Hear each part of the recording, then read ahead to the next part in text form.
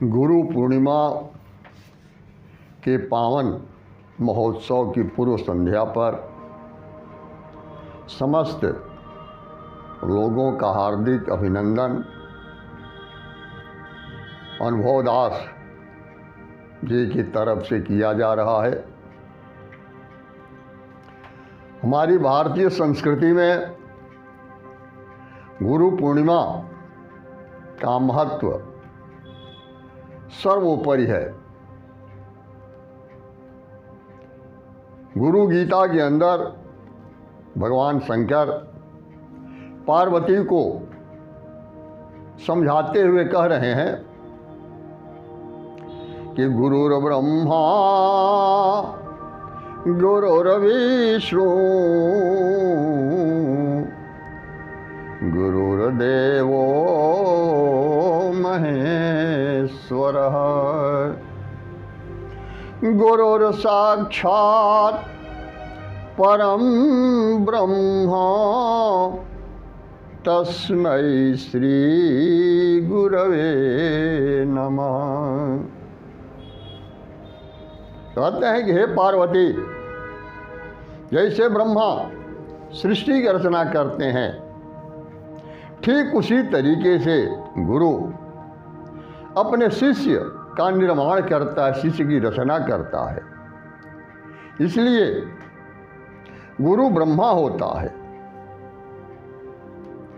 फिर आगे कहते हैं कि गुरु विष्णु, जिस प्रकार विष्णु संपूर्ण सृष्टि का पालन करते हैं, ठीक उसी तरीके से गुरु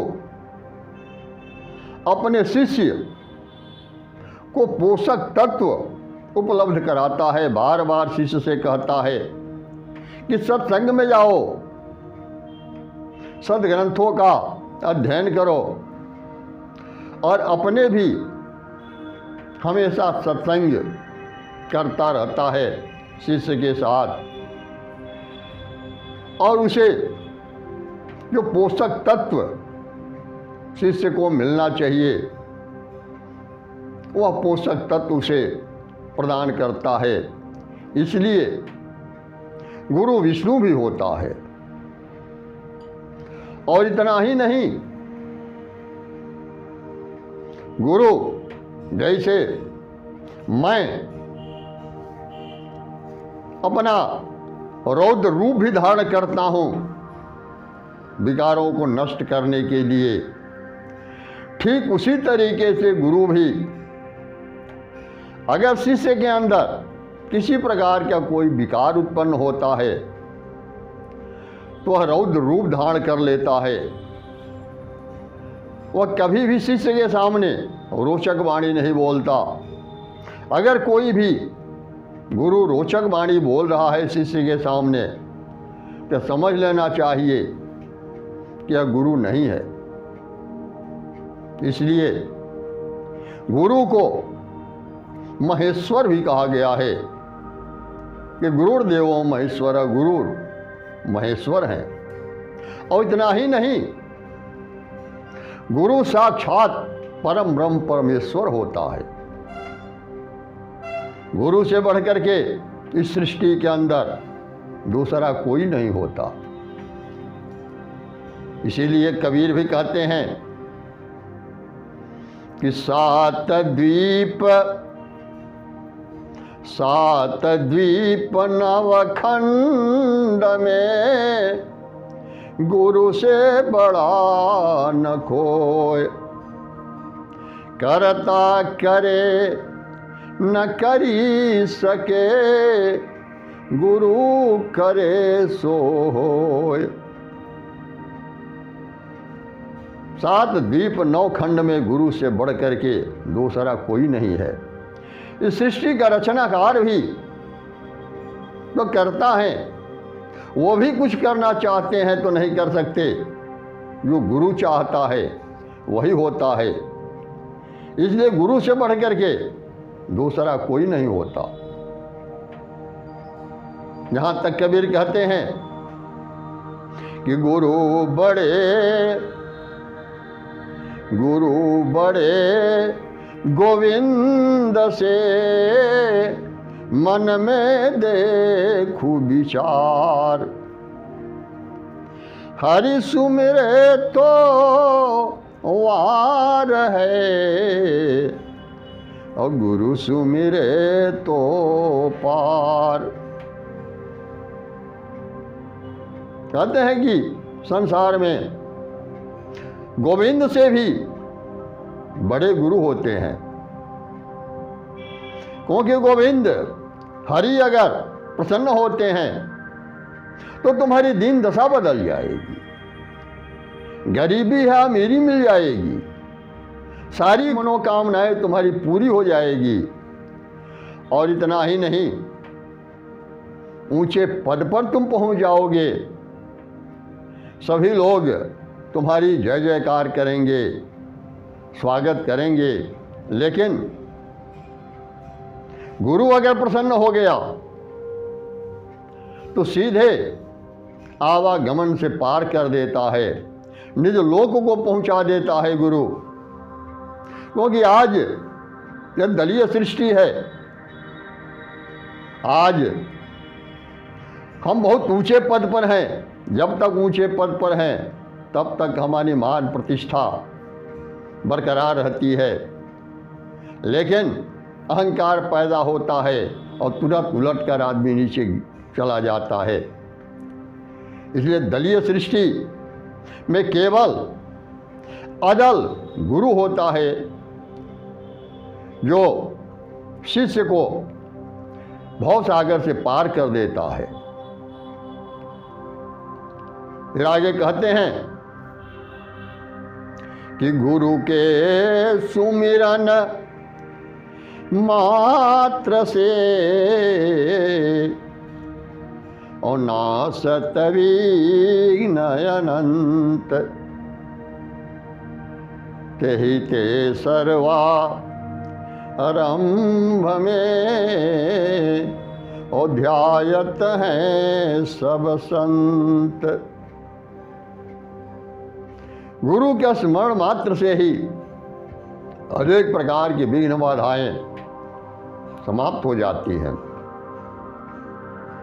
इसीलिए जितने लोग हैं किसी भी कार्य को प्रारंभ करने से पहले गुरु की आराधना करते हैं। इसलिए हमारे यहाँ गुरु से बढ़ करके दूसरा कोई नहीं है। कहते हैं कि वेद शास्त्र और भागवत गीता पढ़े जो कोय, तीन काल संतुष्ट मन बिनु गुरु कृपा न होय। चाहे तुम कितना हो ग्रंथों का अध्ययन करते रहो, वेद पुराण उपनिषद सब गहन अध्ययन कर लो, लेकिन जब तक गुरु की कृपा नहीं होगी तब तक यह तुम्हारा मन जो चंचल है और हमेशा मन परेशान करता रहता है, अनेक प्रकार के विचारधाराओं में उलझा देता है, ये भूत और भविष्य की तरफ लेकर भागने की कोशिश करता है। जब तक गुरु की कृपा नहीं होगी तब तक यह मन संतुष्ट नहीं हो सकता। इसलिए गुरु के ही शरण में रक्षा हो सकती है किसी की, गुरु के अलावा रक्षा करने वाला दूसरा कोई नहीं है। लेकिन यह भी हमें समझना होगा कि आखिर गुरु है कौन। गुरु भी अनेक प्रकार के होते हैं, कुल गुरु, साधु गुरु, संत गुरु और सदगुरु। जो कुल गुरु होते हैं उनको भारतीय संस्कृति के अंदर ब्राह्मण की श्रेणी में भी नहीं रखा गया, उनको क्षत्रिय ब्राह्मण कहा गया है। और गुरु को ग्रह के अंतर्गत ही आते हैं। जैसे हमारे यहाँ भारतीय संस्कृति में दो तरह के ग्रह हैं, एक है पुण्य ग्रह और दूसरे होते हैं पापक ग्रह। तो जो कुल गुरु हैं, जैसे देवगुरु के हैं बृहस्पति, दैत्य गुरु हैं शुक्राचार्य। तो चूंकि ये दोनों कुल गुरु हैं, इसलिए ये ग्रह की श्रेणी में आते हैं, और वो भी ये पापक ग्रह में आते हैं। ग्रह की जो दो श्रेणियां हैं, पुण्य ग्रह पापक ग्रह, तो 12 ग्रह हैं जो कहा गया है कि ब्रह्मा मुरारी स्त्रीपुरांतकारी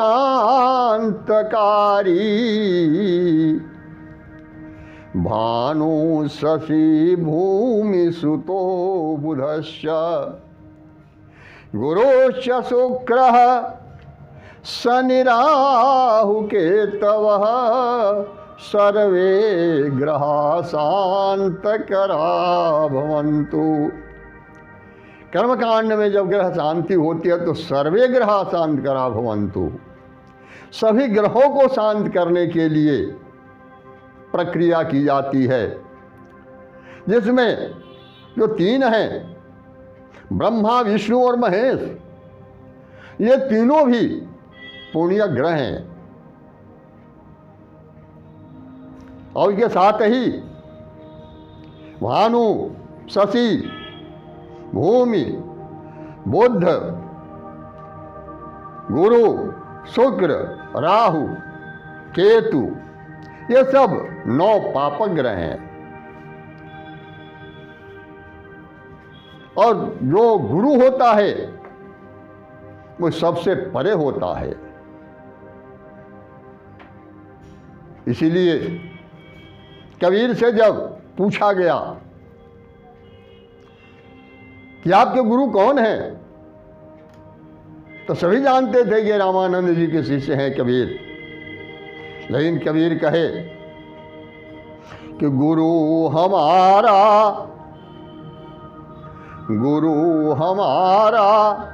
गगन में और चेला है चितमाही, सुरति शब्द मेला भया तो बिछुड़त कबही नाही। कहते हैं गुरु हमारा गगन में है, और जो चेला है, जो सुरति है, यही शिष्य है जो ख्याल है। और जब हमारी सूरत हमारा ख्याल उस गुरु के साथ एकाकार हो जाता है तो कभी बिछुड़न नहीं होता। तो वह गुरु शब्द स्वरूपी होता है, जो गगन के अंदर वो गुरु रहता है, आकाश में रहता है। इसीलिए कबीर जो कहते हैं कि सदगुरु चिन्हो रे भाई, सदगुरु चिन्हो रे भाई, बिन सतनाम सब ही नर बूढ़े, बिन सतनाम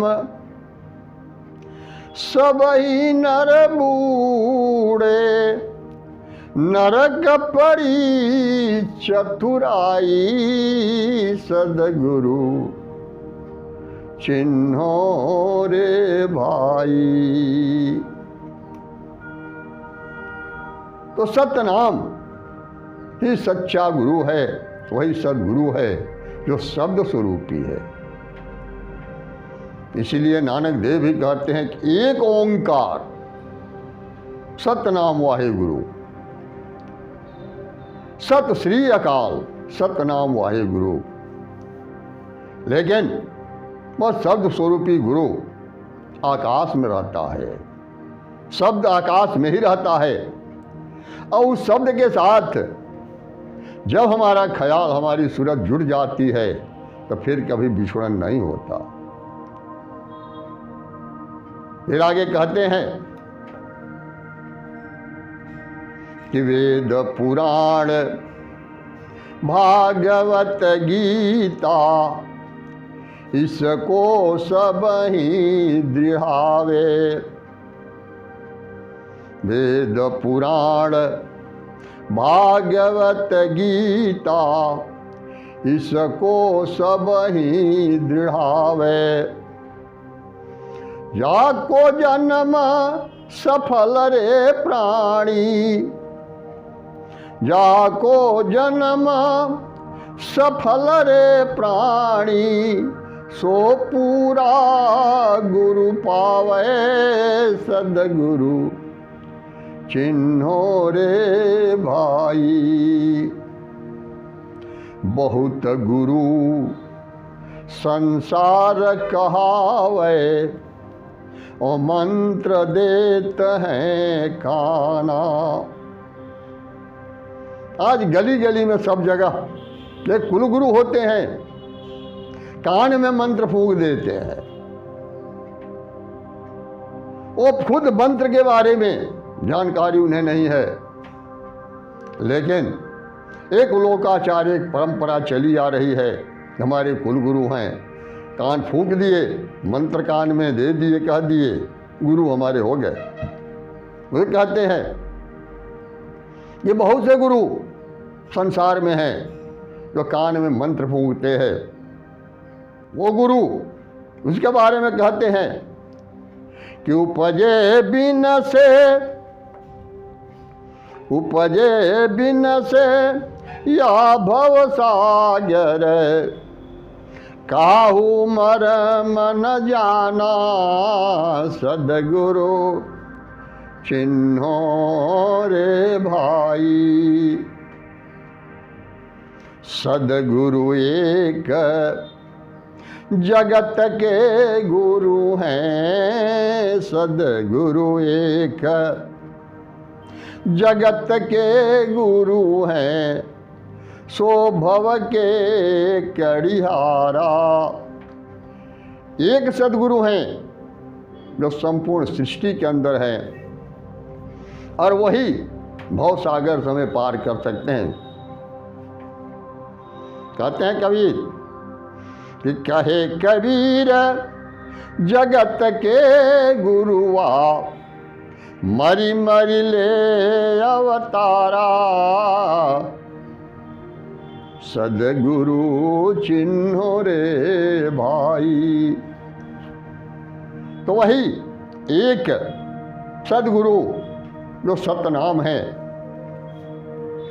जो शब्द स्वरूपी हैं, जो आकाश में हैं, वही एकमात्र गुरु हैं। उनके साथ संबंध जोड़ देना यह गुरु का कर्तव्य होता है। इसलिए उसी गुरु के बारे में भगवान शंकर पार्वती को बताते हैं कि अखंड मंडलाकारं व्याप्तं येन चराचरं, तत्पदं दर्शितं येन तस्मै श्री गुरवे नमः। कहीं वह अखंड है जिसका विच्छेद नहीं हो सकता, और जितने भी शब्द हैं उनका संधि विच्छेद होता है, लेकिन वह शब्द अखंड है, वो मंडलाकार है और संपूर्ण सृष्टि के कण कण में वह व्याप्त है। चाहे वो क्षर हो, अचर हो, चराचर जगत में वह व्याप्त है। उस पद को जो दर्शा दे उस गुरु को नमस्कार है। और वह अखंड मंडलाकार है क्या, उसके बारे में कबीर कहते हैं कि अखंड साहेब का नाम अखंड साहेब का नाम और सब खंड है। खंडित मेरु सुमेरु खंड ब्रह्मांड है। केवल एक साहेब का नाम, सदगुरु का नाम है, जो सत्य नाम है, वही एक अखंड है। और इसके अलावा जो कुछ भी है सब खंडित होने वाला है, कुछ भी अखंड नहीं है। फिर न रहे धन धाम तो जीवन बंध है। 184 जीव पड़े जम फंद हैं। जो कुछ हम अपनी आंखों से देख रहे हैं, धन धाम जो कुछ भी है, कुछ भी स्थिर रहने वाला नहीं है, यह क्षण क्षण बदलता रहता है। अगर स्थिर रहने वाला कोई है वह एक है, और वह है सतनाम, वही सदगुरु हैं। और अगर हम उनको पहचान नहीं पाए, उनके शरण में हम नहीं गए, तो फिर यह मानव तन निरर्थक चला जाता है। हमारी भारतीय संस्कृति में ऐसी व्यवस्था की गई थी कि जैसे 7 दिन का अगर हफ्ता होता है, सप्ताह में 7 दिन होते हैं, तो 3 दिन सूर्य का है, 3 दिन चंद्रमा का है। लेकिन एक दिन ऐसा है जो न सूर्य का है और न चंद्रमा का है। सूर्य का दिन है रविवार, मंगलवार और शनिवार। चंद्रमा का दिन है सोमवार, बृहस्पतिवार और शुक्रवार। लेकिन एक बुधवार है जो खाली रखा गया है। किस लिए खाली रखा गया है? वो साधना के लिए, कि गुरु के शरण में जा कर के साधना करो, अपने आप को पहचानो। बुद्धत्व प्राप्ति के लिए यह बुधवार का दिन रखा गया था। इसलिए जब हमारा देश भारतवर्ष था, जब हमारा धर्म सनातन धर्म था, हमारी संस्कृति भारतीय संस्कृति थी, उस समय सार्वजनिक अवकाश बुधवार को होता था। और बुधवार के दिन सभी लोग गुरु के शरण में जा कर के और आत्मज्ञान प्राप्त करते थे। लेकिन जब मुसलमानों का आक्रमण हुआ तो शुक्रवार सार्वजनिक छुट्टी हो गई, और जब अंग्रेज आए तो रविवार सार्वजनिक छुट्टी हो गई, बुधवार गायब हो गया। जबकि गांव घर की अनपढ़ औरतें भी इतना कहती थी कि बुध खाली दिन होता है। खाली दिन में कोई भी सांसारिक काम के लिए, मांगलिक कार्य के लिए नहीं है, बुधवार बुद्धत्व प्राप्ति के लिए है। ठीक उसी तरीके से आषाढ़ शुक्ल पक्ष एकादशी के दिन हरि शयन करने के लिए चले जाते हैं। शयन करने का मतलब क्या है? जब हमारे पास पूंजी रहेगी, शक्ति अर्जित रहेगी, तभी हम उसको खर्च कर सकते हैं। हमारे पास अगर पूंजी नहीं है तो हम खर्च नहीं कर सकते। तो विष्णु जिन्हें सृष्टि का पालन करना है, वह विष्णु चले जाते हैं योग निद्रा में, और योग निद्रा के माध्यम से, योग के माध्यम से शक्ति का अर्जन करते हैं 4 महीना। और 4 महीने के बाद फिर कार्तिक शुक्ल पक्ष एकादशी के दिन प्रबोधिनी एकादशी जो कहा जाता है, वो जागृति स्थिति में आते हैं, और उस समय से कर्मकांड शुरू हो जाता है। यह 4 महीना गुरु जागृत स्थिति में होता है। इसीलिए 4 महीना गुरु के लिए बनाया गया है। किसी भी कार्य के लिए, सांसारिक कार्य के लिए नहीं है। यह इसलिए बनाया गया है कि गुरु के सानिध्य में जा करके और तुम आत्मचिंतन करो, अध्ययन करो, अपने आप को पहचानने की कोशिश करो कि आखिर तुम कौन हो। इसीलिए यह गुरु पूर्णिमा का सबसे अधिक महत्व हो जाता है। 4 महीना यह शास्त्र चिंतन और आत्म तत्व के चिंतन के लिए यह 4 महीना बनाया गया है। जब गुरु 8 महीना शक्ति को अर्जित करता है तो 4 महीना वह गुरु शिष्य के निर्माण कार्य में लगाता है और वह चाहता है कि अधिक से अधिक लोग यथार्थ को समझ सकें, सत्य के पथ पर अग्रसर हों। तो इसीलिए यह गुरु पूर्णिमा का महत्व और अधिक बढ़ जाता है इस समय। वैसे तो पूर्णिमा के बारे में ही कहा, पूर्णिमा इस माया जनित संसार में पूर्णत्व का अवसर एक बार ही मिलता है और वह पूर्णत्व का अवसर मिला हुआ यह मानव तन मिलने के बाद भी वह अगर गुरु के शरण में जा कर के आत्म तत्व को नहीं पहचान पाया तो निश्चित है कि मानव तन निरर्थक चला जाता है। इसीलिए गुरु की बहुत अधिक महत्ता है।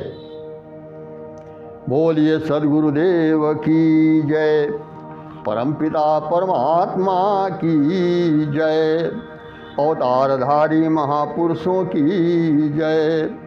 ज्ञानी को, ध्यानी को, गुप्त को, प्रगट को, सकल संत समाज को सत्य नाम साहिब।